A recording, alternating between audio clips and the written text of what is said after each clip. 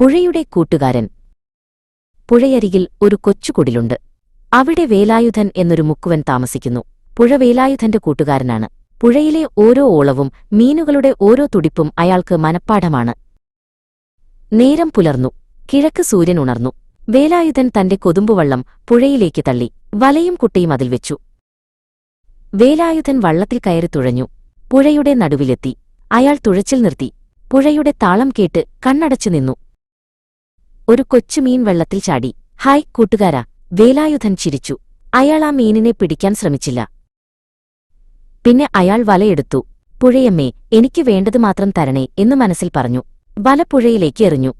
അത് ഒരു പൂവ് വിരിയുന്നതുപോലെ വെള്ളത്തിൽ പരന്നു.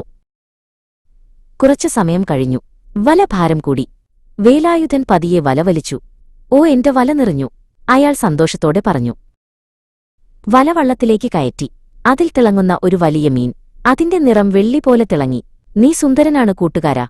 വേലായുധൻ ആ മീനിനെ തലോടി. വേലായുധൻ ആ വലിയ മീനിനെ കുട്ടയിലിട്ടു. നന്ദി പുഴയമ്മേ, നന്ദി മീനെ, അയാൾ മനസ്സിൽ പറഞ്ഞു.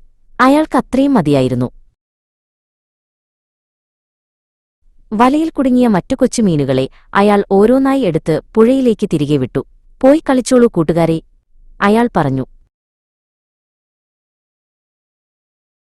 സന്ധ്യയായി. സൂര്യൻ അസ്തമിച്ചു. വേലായുധൻ തിരികെ തുഴഞ്ഞു. അയാളുടെ മനസ്സിൽ സന്തോഷവും സമാധാനവും നിറഞ്ഞു. പുഴ അവന്റെ കൂട്ടുകാരനാണെന്നും